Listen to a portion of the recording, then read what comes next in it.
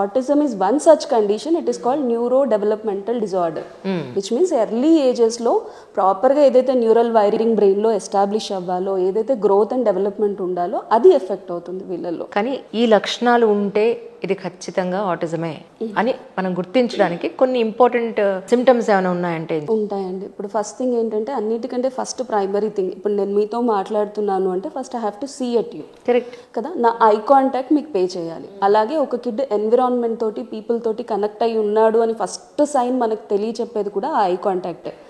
Second thing ఏంటంటే ఒక మనిషి మనకి పిలుస్తున్నాడు అన్నప్పుడు we have to respond back. That is name call response.